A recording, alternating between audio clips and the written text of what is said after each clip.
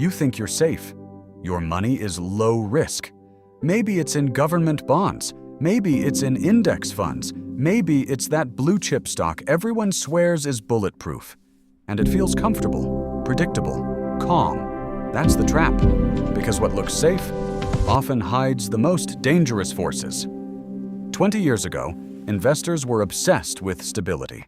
They flocked to government bonds, high-grade corporate debt, and dividend-paying blue chips. Returns were modest, predictable, reliable, and boring. Perfect. Except something was brewing beneath the surface. Banks were lending like the rules didn't exist. Mortgages were bundled, sliced, repackaged, and sold as safe securities. Trillions of dollars of debt floated through the financial system, invisible to almost everyone. The system smelled secure, but the math didn't lie. And when 2008 hit, the so-called low-risk investments many relied on evaporated. Safety had been an illusion. Here's the first uncomfortable truth. Low risk is not the absence of danger. Often, it's concentrated risk you can't see. Take government bonds. Almost zero chance of default, predictable interest, safe returns. But what if inflation spikes? Interest rates surge. Suddenly, your bond loses value fast. You didn't anticipate it. Nobody talks about how supposedly safe debt behaves in a shifting economic environment. Or take index funds. Just buy the market, it grows over time. True. Most of the time.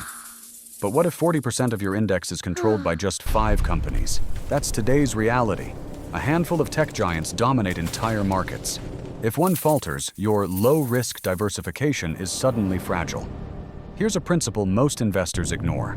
Low risk often trades speed for scale. Slow, steady returns lure you in. Predictable growth fosters complacency, and complacency magnifies shocks. The system is like a calm lake over a fault line. One sudden shift, and the water isn't calm anymore. Humans are wired to misread this. We see stability and assume safety. Modest gains feel secure, and hidden vulnerabilities go unnoticed. Let's break down the mechanics. You invest in a safe bond yielding 2%. Small, steady, secure. Meanwhile, banks take your money, bundle it with other safe assets, leverage it 10 times, 20 times, and sell it as AAA-rated products. Everything feels normal. Everything feels safe. Until one variable changes: a housing market decline, a geopolitical shock, or a sudden liquidity crunch. And the math explodes. That modest 2% return becomes a disaster magnified by systemic leverage. Your money didn't move. The system around it did. And here's the irony. The more investors chase low risk, the more the system encourages hidden danger. Everyone wants safety. Everyone piles into the same secure instruments. Demand inflates prices. Yields shrink. Safety becomes expensive. The very act of avoiding risk creates risk. It's absurd. You're trying to play defense, and the market is quietly stacking the deck against you. Look at the numbers. Between 2000 and 2020, global debt more than doubled. Low-risk instruments, government bonds, high-grade corporate debt, blue-chip stocks, became highly concentrated. Cash yields approached zero in many countries. Investors searching for security were forced into slightly riskier bets, often unknowingly. Every attempt to avoid danger pushed them closer to it. And today, the pattern repeats. Interest rates, inflation, tech giants dominating These indices, mechanisms represent the debt levels intricate off the systems at charts. work. Observe how they A global interconnect shock, and function a together. pandemic, an energy crisis, geopolitical tension could cascade through safe investments faster than almost anyone expects. Here's the uncomfortable math. The more the market centralizes around safe instruments, the higher the systemic risk. The very strategy that seems defensive amplifies vulnerability. And humans, again, are poor at seeing this. We confuse predictability with security, growth with safety, consensus with correctness. Let's zoom in on the psychology. Rising markets lull investors into false confidence. Modest returns encourage larger positions. Speculation creeps in. Risk is masked by predictability. The calm hides fragility.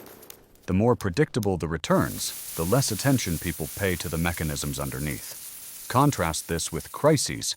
Crashes are dramatic. Red screens, headlines screaming panic. Everyone notices, everyone reacts. But long periods of low-risk complacency? Invisible, silent, more dangerous because they allow leverage, overvaluation, and concentration to build quietly. Consider this. The largest market crashes rarely arrive out of nowhere. They're preceded by years where investors thought they were safe. The system had been quietly amassing fragility, and everyone ignored it because comfort feels real. Fear is obvious. Comfort is deceptive. Here's the bitter irony. True safety is rarely in the instruments everyone praises. It's in understanding systems, leverage, and behavior. Safety comes from awareness, not the label attached to an asset. So next time someone tells you your money is safe, ask yourself, safe from what? Because comfort is seductive, predictability is misleading, and stability, the very thing you trust, can be the quietest danger of all. The market does not care about intentions.